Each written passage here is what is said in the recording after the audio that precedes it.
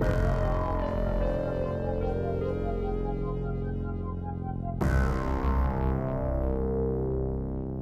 right, gentlemen, are you here? I think so. Am I here? Yes, Can you hear me? you are. We can all hear you. Hello. Yay. I was not expecting that found footage, super awesome intro. That was That was really cool. amazing. I like that. Same. So, Yeah. kudos to Barnes and Noble for putting that together. Uh, Paul, Craig, I'm so excited to be here. How are you guys doing today? Awesome. Yeah, This is, same. yeah. Very happy to be here in my phone. Both of you should be very happy because you wrote amazing books. And uh, personally, as a reader, I loved both books. As a writer, I hate you both. And I will try to make you look bad with my questions. So that's what we're going to be doing today. Also, I kind of didn't realize until a couple of days ago that Craig, your book sort of changed from my galley because I really liked having both of them in black. Yeah.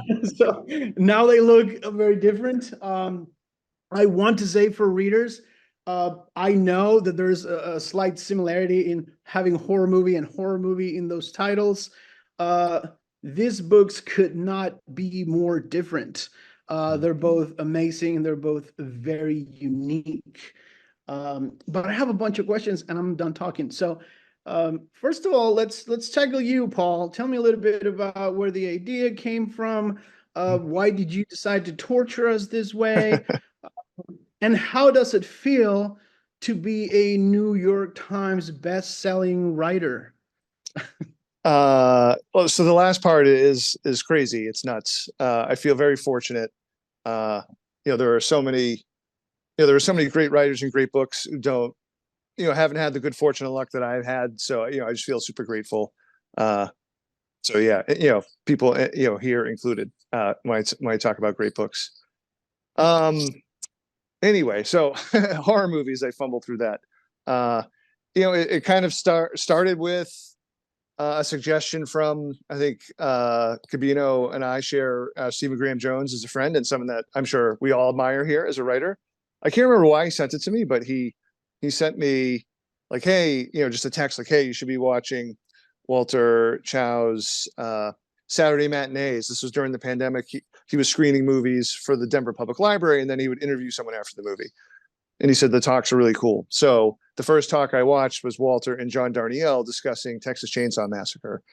It was just really inspiring to hear like two super smart people, talking about this, this famous, infamous movie, in really smart ways. I don't know, like it led me into a rabbit hole. Like I went after that, I went and read Chainsaw Confidential, the book written by Gunnar Hansen about his experience on set.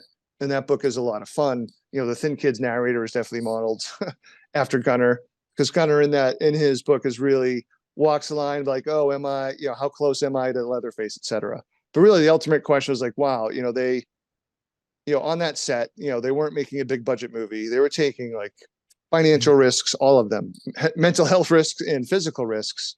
And I kind of wanted to, as someone who just sits in a room by himself writing most of the time, I really wanted to get into that. What makes a small group of people like that want to collaborate on this like weird art, and where's the line? Where's the line when it becomes like, oh, we're making decisions that are for the benefit of this movie as opposed to the benefit of the individuals making it. Did you ever I mean, you are the thin kid. Did you ever see yourself as you were writing this thing, were you in the corner in a dark room where you scared yourself? Because there's some pretty horrific stuff in that book. How much of a movie did you shoot with your life as you were writing this thing?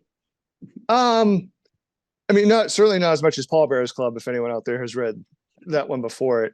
In some ways, I like to think of the Thin Kid as sort of the alter ego I wish I had, especially like the adult Thin Kid, like can be like way more snarky and clever when he's talking to cynical producers and the like, in the moment, like I can never think that stuff. So I kind of enjoyed him, but I don't know, like I love doing awful stuff to the characters that sort of look like me. I don't know what that says.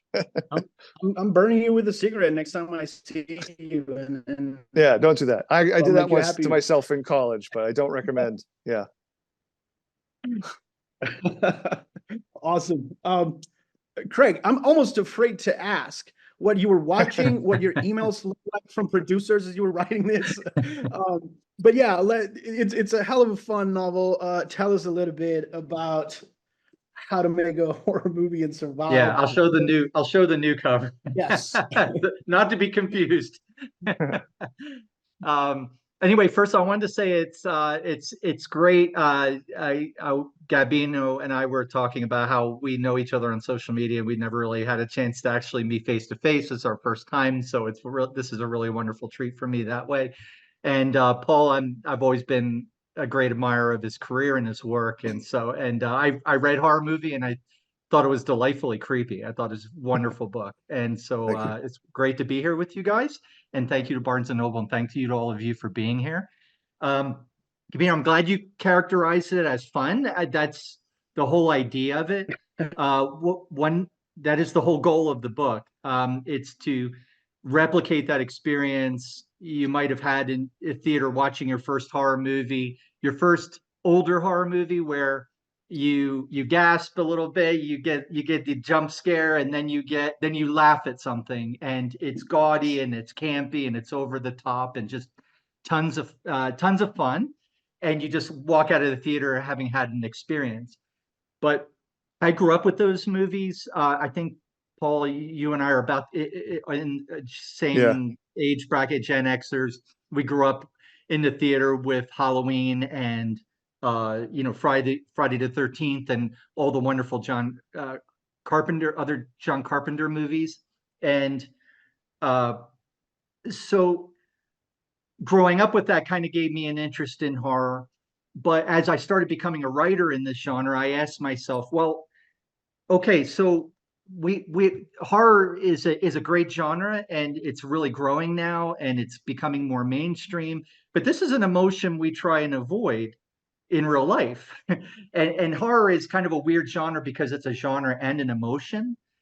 Um, so I wanted to examine that. What draws us to it? And I thought the perfect lens for that would be filmmaking, which is something I think everybody can relate to, and specifically through the lens of one of the great time periods in horror filmmaking, which was the 1980s slasher era, which was an era of the auteur days of the 70s were over. The 80s were blockbusters and Arnold Schwarzenegger action heroes, big budgets and explosions, but not horror. Horror was, John Carpenter proved with Halloween, all you had to do is deliver horror, and you don't need big budgets, you don't need big stars.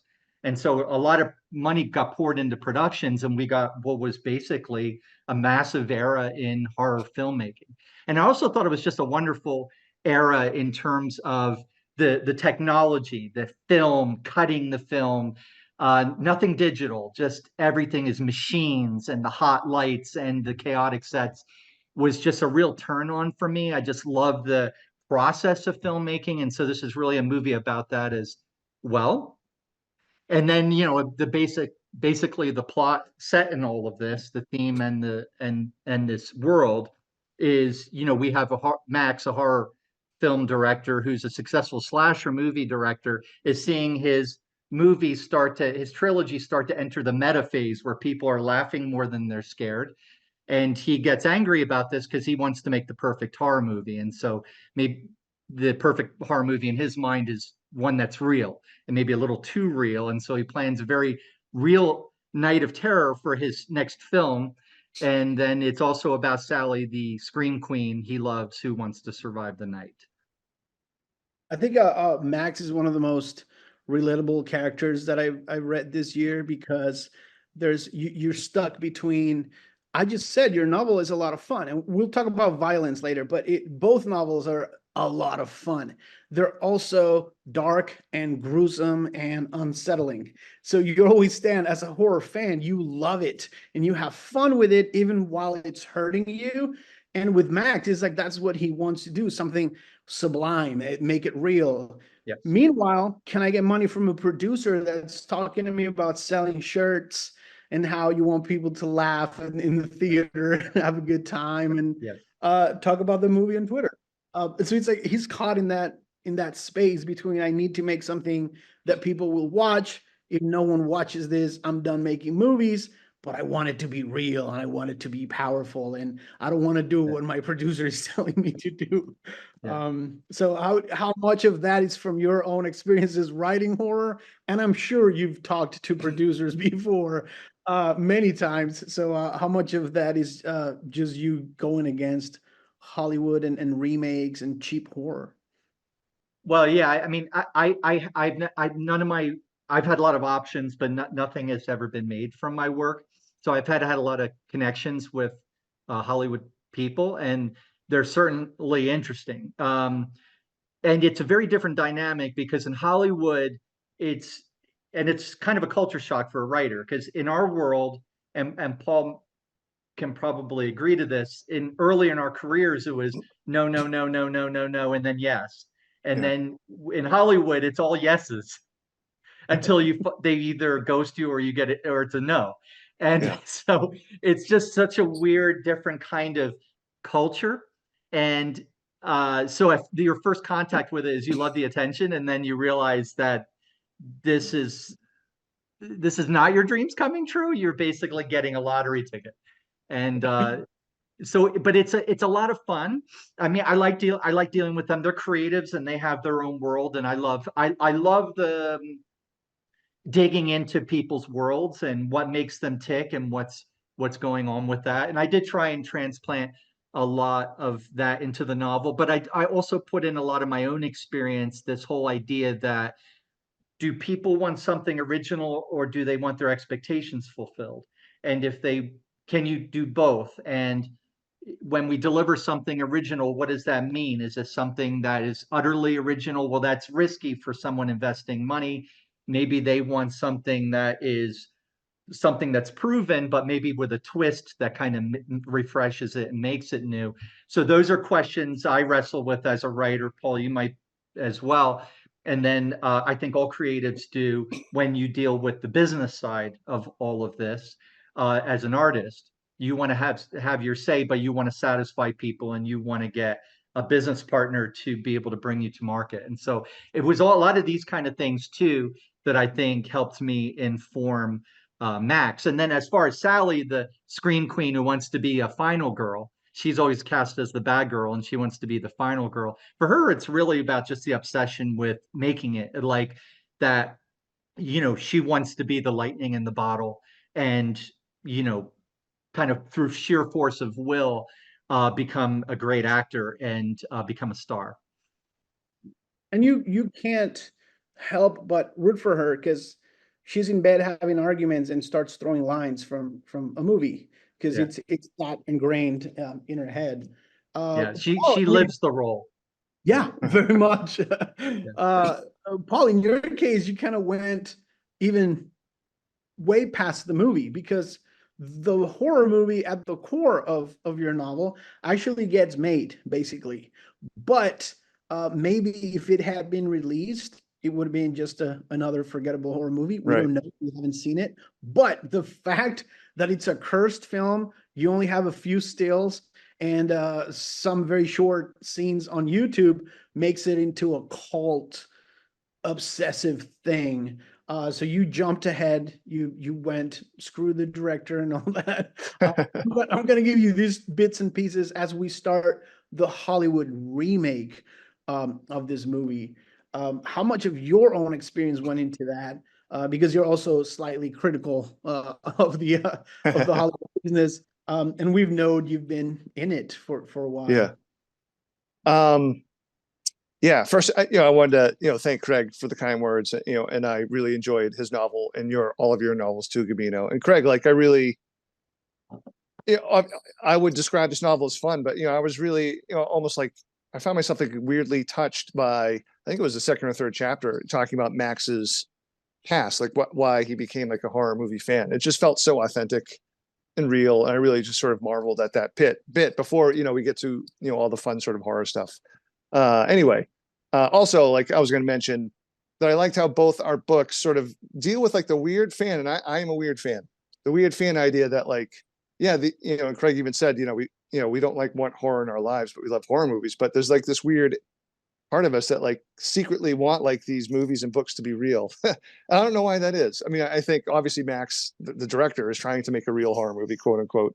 And the idea of like cursed films in general, like it's just, strange to me that fans and myself like, oh, like, why do we want to believe that there's a cursed movie, that the movie somehow bled over into reality in some way?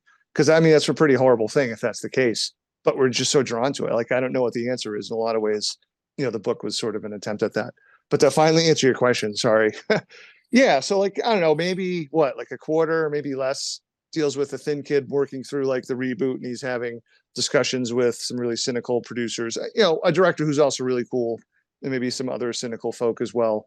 So yeah, like it's definitely a lot of my anecdotal experience, either refracted or not so refracted, but also, I took the experience of other writers that I know, when The Cabin at the End of the World was being adapted, I was hearing from all sorts of folks, had great experiences and not so great experiences. And I don't know, maybe it's just a reflection of like gullible me, just always being surprised at like how often studios and folks try to screw writers.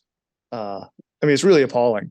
Like some of the biggest people you could imagine, some of the biggest directors you could imagine that, that I'm not going to say because those aren't my stories. It's just too bad, like, novelists don't have a union to protect us. So all we have is, talking to each other and maybe sometimes getting revenge in print. That sounds like a good plan. Also the years ago, one of my things was option, and it was my first option ever, and I didn't know anybody in the industry, Yeah. but I was friendly with Joe Lansdale, and I talked to him, and he said, congrats, it's not gonna get made, but take the money and run. So there's this thing that we Yeah. can all do, we can take the money and run. I know that when I start writing, at some point, I always set out to write a romance novel and always fail miserably. People immediately start dying, and I know that I'm going to go there. Both of these novels go there in very different ways. They're not out there to be gruesome, but at no point did either one of you say, no, I'm going to hint at what's going to happen. Craig, in your case, the scene, the first scene that we're not going to spoil it for everybody, but there's a helicopter involved. And that's sort of like where you start and you say, well, from now on, a lot of death, a lot of horrible death, all of it recorded. You go to town on it. So I remember reading, as I'm reading, you have Max talking to his friend Raph, and he's got a dart poking out of his eyeball. And I was like, he went there. The book is not about that, but he went there. It's gruesome. It's kind of like a wink to that conversation in Pet Cemetery that we all remember, where you have someone who's completely mauled and they're having a normal conversation. How do you approach that violence, the gory aspects of horror, while also trying to keep it smart and funny and something that people want to read? Wow, that's a really good question. It really depends on the book. Sometimes with a book like this, you are a bit meta, so you can be a little more over the top to kind of make the point that you're going to be horrified, but then chuckle maybe. And then there's more what I would call intimate horror, where the violence is more culminating at the end of a lot of tension, which is what more like what I got out of horror movie, what Paul did, has that wonderful intimate experience. My novel in this case, I've done that kind of horror before, but in this case it's more meta. So I had to be surprising, and the deaths in this book are more like a Final Destination kind of thing. So I could be pretty creative with it, but I had to get creative because I got my start years ago in zombie fiction, and I found that a single zombie's scary, then a couple zombies are scary in a tight space, then a horde of zombies are scary, and then zombies aren't scary anymore. So you have to have humans come, the nihilistic biker gang come in to be scary because humans are scarier than zombies in the end. So I had this challenge that once I revealed the kills, I had to then, in every instance, make those kills a little crazier and crazier, or poetic, or offer something big or surprising about it. And so that was a challenging, but the I put in that effort to at least try and do that. And I think for the reader, ideally, the result is going to be that they're going to be delightfully surprised, and they're going to have that gasp, that oh, and then that chuckle. And I think that's going to make it a lot of fun, the way they would have, say, watching, the first Final Destination. Yeah. And You know, when kudos. the girl runs out into the street and is like, "Oh, I'm right here," and boom, like that was just so beautiful. Pulled It it was that off. moment I was trying to replicate over and over again with every death in the book. And keeping every death creative was also probably not easy to do. No, So that was the challenge. But there was one that I was really proud of, where it's this happens and nope, he's not dead. This happens, nope, he's not dead. And when it finally happens, I think it's going to be actually cathartic for the reader, and they will get a nice chuckle out of it. I'm sure your perfect reader would definitely get a chuckle out of that. Paul, in your case, I think I've read everything you have ever published, starting with your crime novels, and we're not used to you going there. You might suggest it, you might make us think about it. And this one was a very Paul Tremblay book, in the sense of, here's some ambiguous stuff. We're gonna flow in and out of a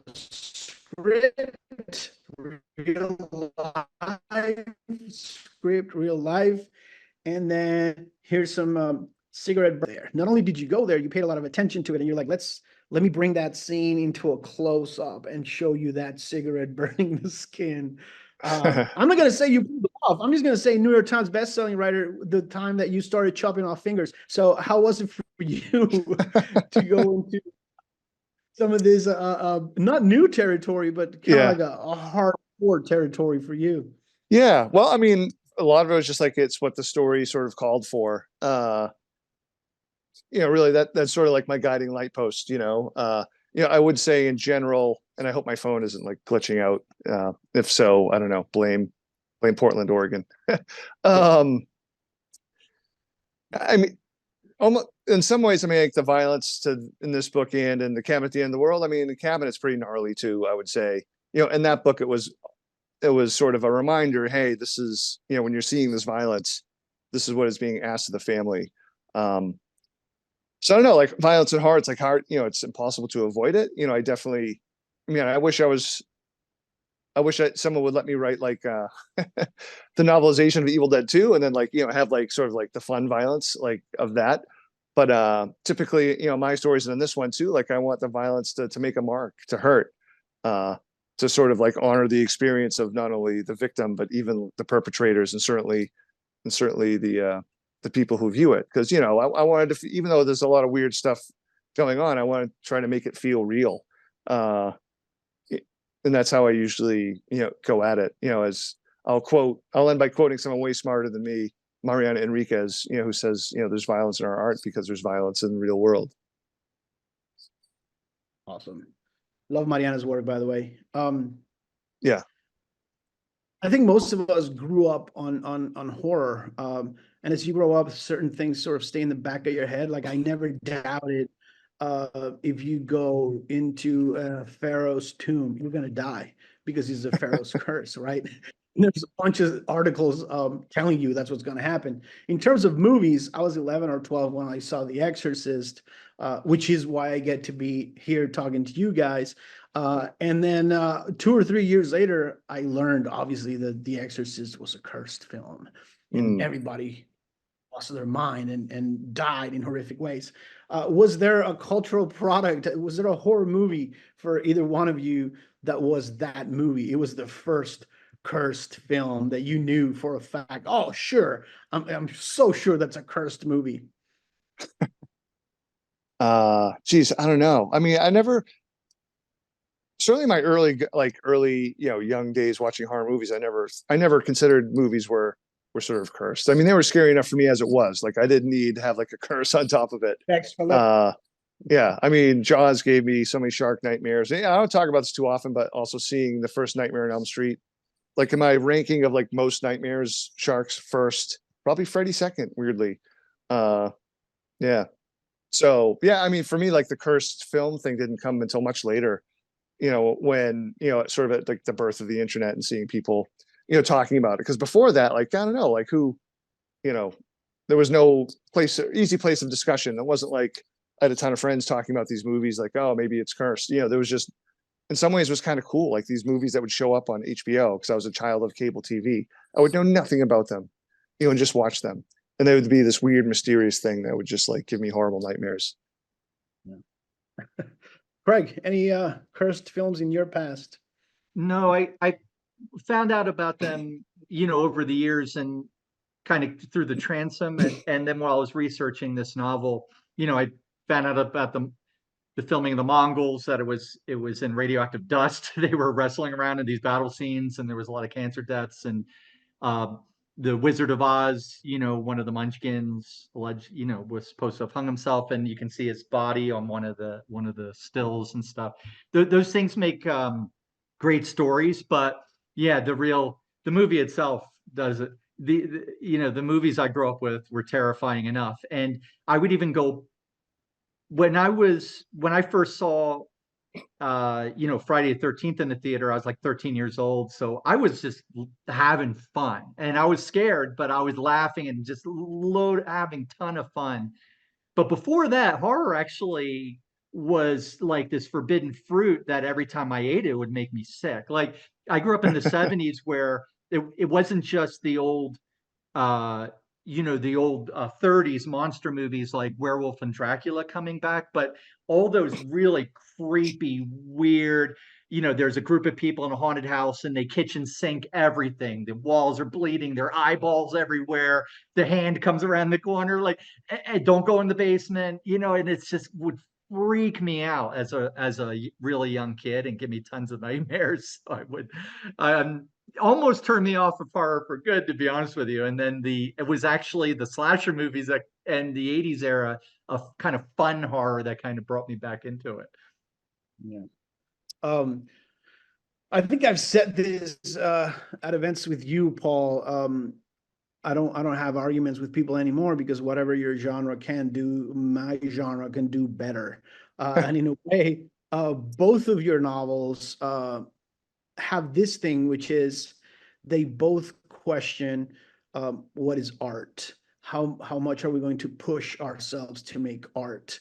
How much of making art is actually making something that means something to people and that stands the test of time. So are they horrific? Yes. Are they fun? Yes. But at their core, they're also both of them talking about they're very, very pure horror novels. They both have horror in the title.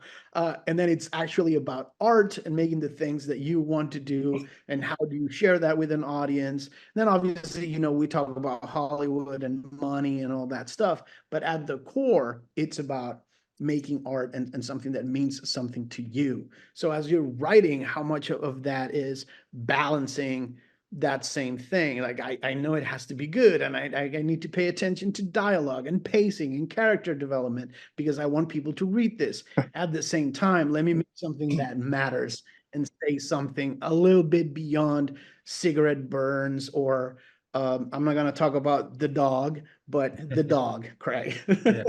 Yeah. So no dog for me. I don't want to hear extra. from the dog people. That's all Craig. No dogs. I know, I'm just kidding. Yeah, talk a little bit about how you construct these narratives, and it's about entertaining people, it's about horror, but it's also about art and how you accomplish that, or even try to accomplish that. I don't know, you want to go first on this one, Craig? Sure. Yeah, I think that you, as an artist, you have a responsibility to the story and the reader, but it is, and to the genre. Horror, I think itself has a responsibility or a self-awareness that it pushes boundaries and it tests taboos and it holds up a mirror, fractured mirror to the human soul, the human condition, and asks uncomfortable questions. Horror can be fun, but it can this is this yin and yang in my novel, this dichotomy of this idea of horror's fun. No, horror is supposed to make you uncomfortable and make like freak you out. So I think as an artist, I was able to explore that in this book.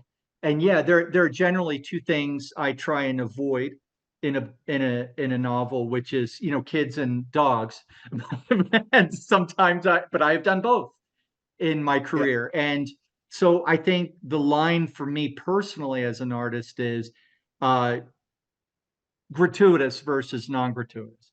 I don't like putting things into books. I like what Paul said about that ideal. It has to feel real to me as an artist, and has to feel true, has to feel authentic. And now there's lots of gratuitous stuff out there that's there to shock, and that horror has its place, but it's not my kind of horror, not the kind of horror I do anyway.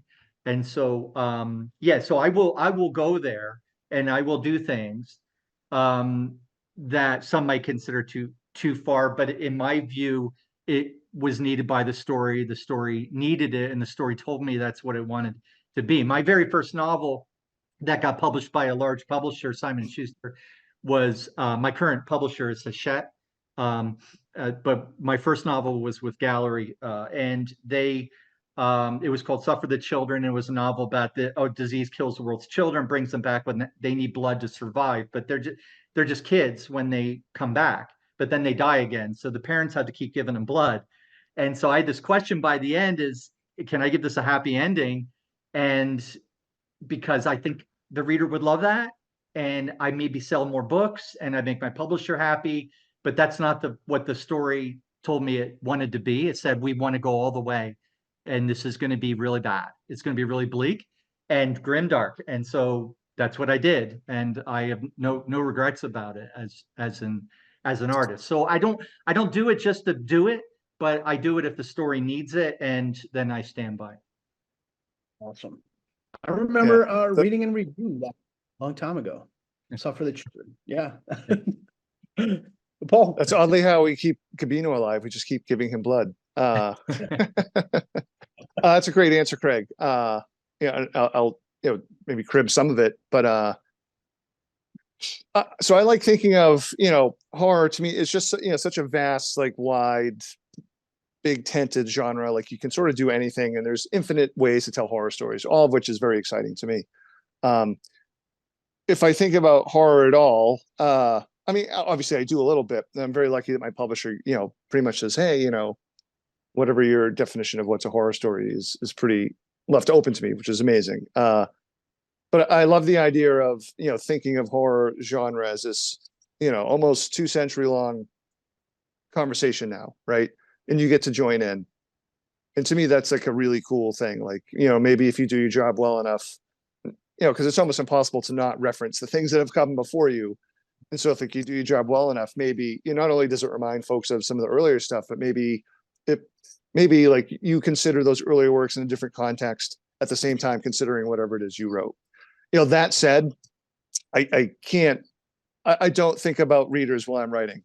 And I don't mean that in a dismissive way. I just mean like, I couldn't fathom the pressure of writing that way. Like when I'm writing a story, it's what Craig said, the story has to be served first. Everything has to go to the story. And I'm basically trying to write something that I would like. And then if I like it, the hope is that there are enough other weirdos out there like me who like it as well. But I mean, to me, in the horror movie, even though it's like a lot of awful stuff happening, I'm really on the team of like, Valentina and Cleo and even the thin kid. Like, art it should be messy. It should be hard. It should ask difficult questions. Even if there is fun, because there's fun in my book, and clearly there's fun in Craig's book. It doesn't mean that there can't be fun. But I don't know. when I am thinking of horror, I think horror's job, whether it's a horror comedy or not, like you're still on some level hopefully poking at the boundaries of mainstream culture and mainstream media. Ultimately, I really do think that's what horror should do. Craig mentioned the responsibility of horror. I think that's the responsibility of horror, to transgress and ask hard questions. I mean, all art asks hard questions, but I mean, as Gabino had said, horror can do that in like really interesting ways.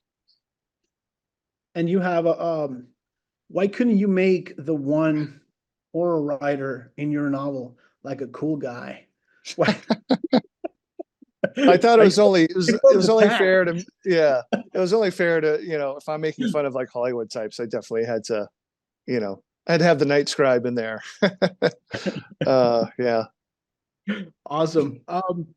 For me, when I'm writing something, it tends to, I'm not going to say affect because that's a very big word, but it has some kind of say in my mood. So I will, if it's a hardcore writing day, I need to take the dog out and listen to the birds and angels singing in my ears. Otherwise, I stay in a bad mood. Both of these novels go into some dark places, even though, we said they're fun and everybody should read them and buy 2 copies, one for your friend, one for your mom. How do you tackle that? Because it's like you have to be, right now you're here, you're on tour, you're doing things, you're talking to, but I'm also sure that you guys are writing the next one. So once you get to a certain level, you have to balance out. I can be moody so that I can produce, but then I also have to do the performance part, and I have to do Zoom events, and I have to be nice, and I have to sign books and book plates, and I have an entire life that I must lead without being, with a knife between my teeth at all times. How do you do that, especially when you're writing horrific stuff? uh well, I mean, this part's the fun part. Like, this is the part where you get to talk about your books and and talk to people who are readers. And and I say this with all the love of my heart. We writers and we readers, we're like you know we're in the margins. Like, mainstream culture is not about books. uh so like the chance to do an online event or an in-person event, that's like the chance to meet people who have like the same interests as I do. Like, in in my day job, well, I have 2 day jobs. I work full-time, 2 full-time jobs. As a teacher, like, most people could give 2 craps about, they're happy for me and stuff like that. But, I'm not talking about horror with any of my coworkers at school or even like many of the students. So no, like, this stuff is the fun part. As far as the mood goes, I mean, it's probably the same with you two, but like, I get cranky if I'm not writing. Like, not all the time. Like, if I can get some writing in a day, that's a good day, even if it doesn't go well. But if there are days that pass and writing doesn't happen, even if it's writing like terribly grim stuff, that's what sort of just puts me in a bad mood. But it's also like a good sign that I should keep writing. Also, I don't think you should talk about this book with your coworkers, because for those of you at home who have never seen Paul standing up, Paul is unnecessarily tall. So, yeah, I wrote a book about a really dark character who's really tall and likes. Yeah. Yeah, don't mention it. You'll be all right. All right. I won't. I'm 6'4". I saw a question. 6'4". I actually 6'4". get upset when people are taller than me, but that's weird. Yeah. Yeah, you weirded me out a little bit at StokerCon, I have to say, because I'm 6'2.5", and Yeah. I'm like, Yeah. We're this dude's close. pretty tall. All right, I'm It's just 5'10", so jarring because I'm not used to it. what? Yeah, you must have Craig, in fun your flying case, airplanes, man. Holy cow. you're murdering people, you're running them over with cars. Everybody they're carrying around these broken dreams of what Hollywood should be. How do you stay in a good mood? Oh, I'm with Paul 100% on this. I'm moody when I'm not doing that. I mean, I'm happiest when I am writing that stuff. You know, I I think Paul alluded to this. I mean, we're very lucky people. It's gratifying and humbling. We're living a dream. I mean, I don't know how long Paul's had his, but I've had mine since I was 9 years old, of doing exactly what I'm doing right now. And so it's a real honor. Um, and it's wonderful to meet readers and connect with other writers. And this, I just feel like I'm in heaven. And I do get a writing hangover, a novel hangover. When you're writing a novel, it's like you're climbing a mountain and it's like seems impossible. And you look back and it's like, oh, wow, one little Yeah. step at a time. And you look back and it's like, wow, look at all that ground I covered. And then you're on the other side and then boom, you're like, you cannot be stopped. You're just a force of nature. And then you finish the novel and there's a party, you're elated, it's like no high like it. And then you get the novel hangover, which is like you get grumpy and something's not right in the world and you want to get back to dreaming of horrible things happening. And but it's like a creative dreaming. It makes life so much more interesting. I have a very full life, 5-day job, like Paul, and I have kids and a wonderful partner and a great life. But the icing on all of that is my writing, which is which is really uh, just living this dream. It's like a hobby. I mean, don't tell Hachette, but I do it for free. But I'm happy to get paid for it, Yeah. and it's just such an honor. So like no moodiness here, if unless I'm not doing. Yeah, I think your agent just texted you. Um, I have like 40 questions from folks. I know we're not going to get through all of them, but I wanted all these wonderful people to have their questions out there. So let's tackle some of them really quick. Yeah, let's try and do rapid fire if we can. Yeah. Somewhat. So for both of you, what horror movie is your favorite, and did it help shape the way you look at writing a horror novel? From Angela Raimondo. So I'll go like, all-time favorites, probably The Thing, John Carpenter's The Thing. More recent novel is Lake Mungo. And Lake Mungo has definitely I would say probably informed my writing more than The Thing has. I mean, The Thing is just, I don't know, The Thing is just this colossus. So that informs obviously my love of horror. I would say like at a super subconscious level, but Lake Mungo is a movie I've watched a ton of times and really tried to, in my own head, like break down like how it works and why it works. And so like all horror movies were sort of informing what I was doing with this book, but like I would say those two. Sorry, I said rapid fire and I already talked too long. like Mungo forever. Craig. Yeah. I'll just say it's so hard to say what a favorite horror movie would be. I'm terrible at answering that kind of question. I like what I like, and then it's like a revolving door. Really good movie I saw recently was Hellbender. It's done by this artsy family. They just make their own horror movies, and I just loved how intimate it was and how weird and how much it accomplished for what it had for its simplicity.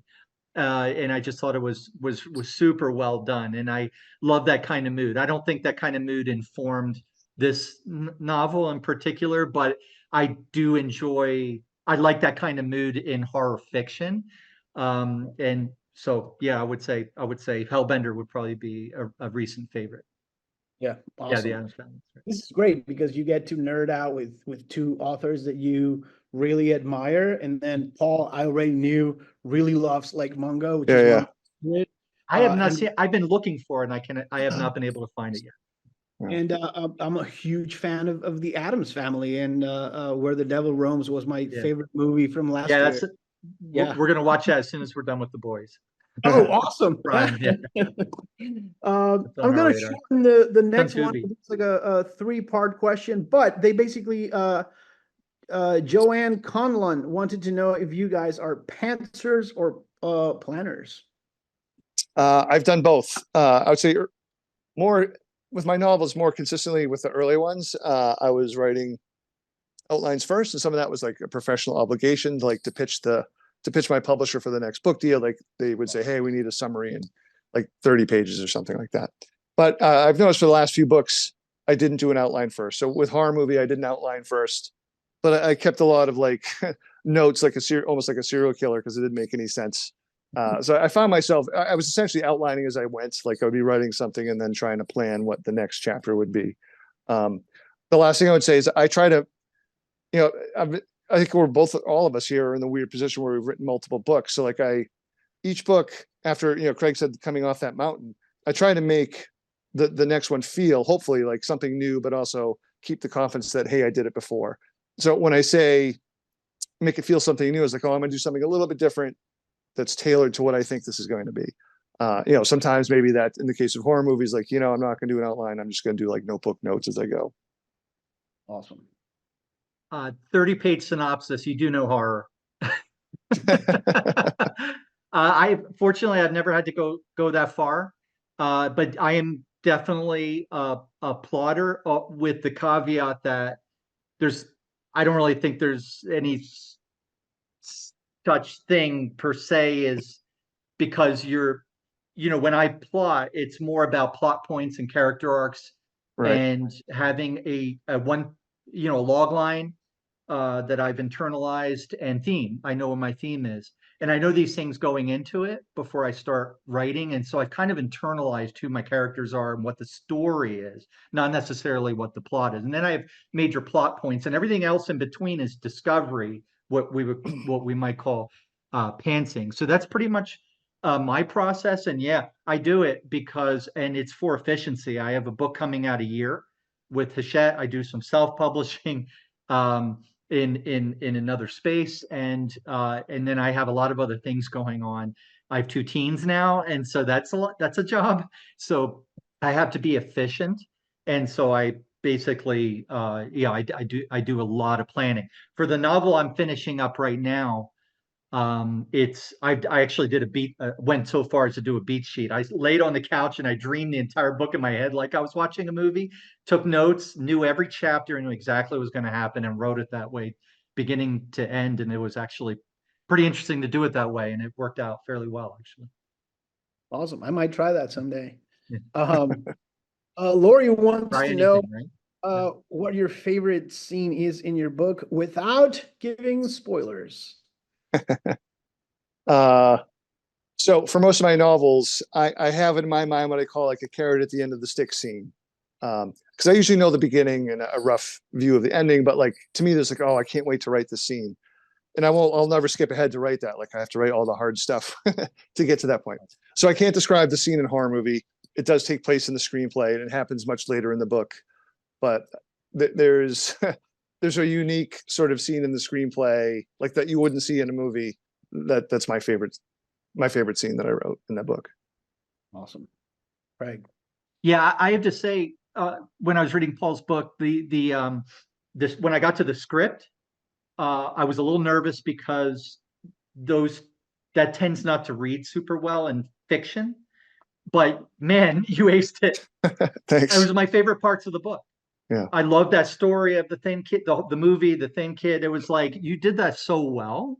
Thank you. So really, especially considering my expectations were like, what is he doing here? And then I was like, wow, I see what he's doing here. Yeah. He did it really well. But my favorite scene in my book has to be, I love the kills. I mean, I love the Hollywood stuff, like the crazy movie making. Just truth is stranger than fiction, and I tried to capture that truth as much as possible when it comes to Hollywood in this novel. But the deaths were a lot of fun, and then there were in particular a death near the end of the book that is sort of like seeded early on that this is an environmental condition and it pays off. So when it happens, the reader has it in the back of their head, like, yeah, this would happen, and also would be surprised. And I hope it really tickles them and that they have a lot of fun with it and get a nice guffaw while they're going, at what happened to this person. Yeah, they'll laugh with the frown, like, oh, yeah. Also, I'm going to steal your words, Craig, because I've always felt, I don't tell him because he's a very angry person, but every Paul book that I read has, Paul, what the hell are you doing? Followed by, oh, yeah, he pulled it off. Yeah, but yeah, that's Oh, thank you. Jillian Lopez wants to know, who are your horror influences? Oh, you want to go first on this one, Craig? Yeah, you go ahead. Oh, okay. Well, Sure. I mean, I became a reader because of Stephen King. I mean, like I wasn't planning on being a writer my whole life. I was a math major, went to graduate school for math. And when I was 22, my wife, who was my girlfriend at the time, bought me Stephen King's The Stand. That turned me into a reader, never mind a writer. But honestly, like since then, it's like everybody I read. That's how I learned how to write. Like I didn't get an MFA, I didn't, take English classes, outside of high school really. So I don't, it's somewhat obnoxious to say everybody, but my favorites include like Mark Danielewski, Clive Barker, Shirley Jackson, and people who are writing now. The people who are writing now inspire me. Gabino, Stephen Graham Jones, John Langan, Nadia Bulkin, Mariana Enriquez. So I don't know. I could just keep listing names, but I'll stop there. Do you Yeah, want for to me, I would insult say. John? I'm sorry. Go Go on. ahead. No, I won't insult John today. Okay, Craig. Yeah, I would say it's not so much people, it's works. I do get inspired by people. There are a lot of people in the horror community and outside the horror community, but still, in the writing community that I do admire. And I admire their careers or chances they took or showing me a different way of doing things. It's one reason I go to the Stoker Con and the other conventions. My biggest takeaways are always, just hanging out in bar and somebody makes an offhand comment, and I'm like, and then it follows the Nietzsche's rule of one sentence can change your whole world.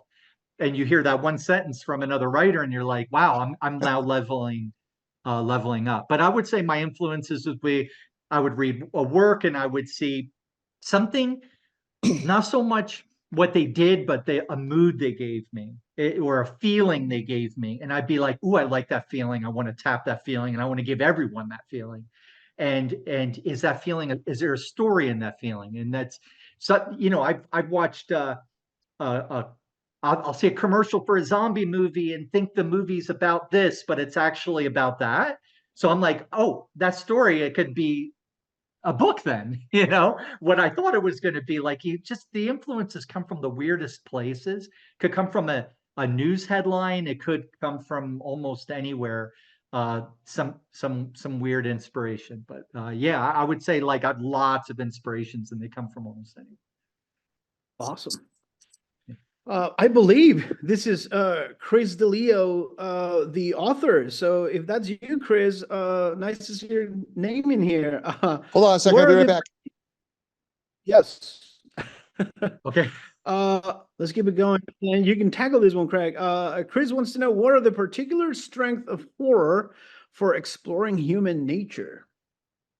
Well, I think we touched on this earlier, but yeah, horror not only has a strong potential for it, it almost has an overall responsibility. That doesn't mean every book has to do it or every author has to do it, but I think the genre as a whole philosophically has a bit of a responsibility in that direction. And for an author, it's great because you have this freedom from playing it safe. So again, I don't like to do things gratuitously, but I do like to do them. And again, if the story requires it.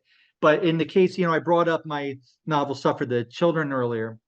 In that case, it was inspired by, and again, inspirations. It was inspired by, being a parent. My greatest existential fears are as a father for my kids. The greatest thing that scares the hell out of me is if anything bad ever happened to them. And I would say I would put my arm in a thresher for my kids. But then I thought, okay, but would I put your arm in a thresher? And when I put Paul's arm in a thresher, and when I put his arm in it, her arm in a thresher, how many arms would I put in a thresher? And so so the novel is really about the kids are vampires, but the parents are the monsters. They're the ones who have to decide how far am I going to go to keep bringing my kids back, and how many pints of blood can I take out of myself and everyone I know, and then everyone I don't know, and to keep my children alive. And so that was great example of examining the human condition, that love, this fiercest love on the planet, the love we have for our children, could actually be a source of evil and a source of horror. Yeah, that's an awesome answer, Craig, because I think you just tackled the next question. So we're going to throw it back to you, Paul. What is your greatest fear? I think for Craig, you talked about your children, and yeah. And your children ending up in one of your books. You don't want that. So, Paul, what's your greatest fear? I think my great, yeah. Well, my greatest fear just happened. I drank like a giant tea and a big thing of water, and I thought I could make it an hour without going to the bathroom, and I really had to pee. Sorry, everybody. Too much information. My joke is, unfortunately, my prostate is as old as I am. Anyway, not that anyone needs to know that. Oh, I feel so good. You could probably see me like dancing in my chair. Anyway, like a 5-year-old. But I'm back. So, I mean, I'm a lifelong scare. Everything scares me. The real world obviously is, super terrifying. All of it. Like, and I think that helps my writing. Like, I still, like, if I'm at home by myself, I sometimes, I'm not above sleeping with a desk lamp on. Lisa's desk lamp, not mine. I'm not that pathetic. I have to go up the basement stairs quickly. So all of that goes in. I would say maybe the biggest one, like, because I won't write about it, and I actually avoid stories that involve it, is nuclear detonations, nuclear war. Because just as a child of the 80s, aside from the fun, well, they weren't fun at the time, but the shark nightmares and stuff, like nuclear war nightmares, were certainly the thing that I had the most. So yeah, I just can't. Yeah, now that I'm on the West Coast, I'm seeing that. Not a fan of earthquakes either. So looking forward to get back to the East Coast at some point. This is a good one. I think a lot of folks who watch these things, because I did it all the time, are writers too, who want to be better. And Marcia Bullock wants to know, what do you do when you have writer's block? Or you don't get it? Well, sure. Yeah, I'll say it for me. I'll jump in now that my bladder's empty. I'm going to knock on wood too. I sort of don't believe in writer's block, but I think that's a little bit obnoxious because, obviously it occurs to people. So I don't want to diminish that in any way. There are 3 writers that have been like friends, but also mentors to me. And I listen to what they say. So one, my sort of first mentor was Stuart Hernan, an amazing writer, an amazingly generous person. He used to tell me that he would literally belt himself to his chair, be like, I'm going to be here for 2 hours. They can't get up unless you have to pee, like I just did. And so, honestly, to me, that works. Like, if I just force myself to sit, with my laptop open, and it can be really hard going, and sometimes nothing happens for 5 or 10 minutes, but eventually I just sort of win the battle of wills with my brain.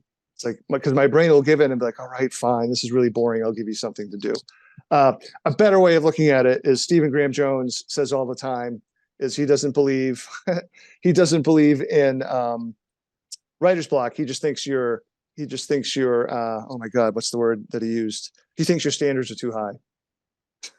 Which is a lot of fun. It's a fun way to think of it. Like, it makes you laugh and takes the pressure off. And lastly, Michael Sisko talks about, like, if you're at the writer blocky part, he's like, that means you're at, like, what you're going to come up with is the best stuff. Like that's the point. That's where you actually want to be sometimes. So, I like thinking of it in some of those, like, positive terms when I can. Also, now let's just do a counterpoint here, because it sounds great, but in the time that you went to the bathroom, Stephen Graham Jones wrote on. So he's not. He did, yeah. Don't take anything he says too seriously. Yeah. Craig, how do you tackle if you suffer from it at any point in time? Don't really anymore. Like I said, I have the story mostly internalized. So it real, that whole Zen thing, the characters tell you what, and the story tells you what, and it writes itself. It's all true, as silly as it sounds. But years ago, part of the thing about being super lucky to be able to work with a publisher that is giving you contracts on concepts is you don't have to put a vast amount of work into something with an uncertain outcome. That is very daunting. And so back in those days for me, yeah, I would get a lot more writer's block, and I would, if I ever thought about the reader, like Paul was saying, I would, that's scary, and you get writer's block. Or I would think about, am I good enough? The whole imposter syndrome. Now it's more about the novel. I paint myself into a slight corner, or I can go 2 ways.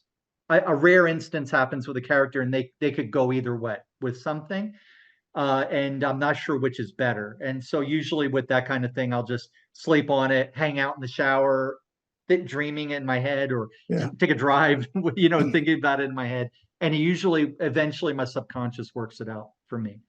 Yeah. And then I just get back to it, and it's done. But the funny thing about writer's block is it was actually considered a medical condition by this doctor in Toronto who actually wrote a white paper about how to cure it, Huh. diagnosing and curing it.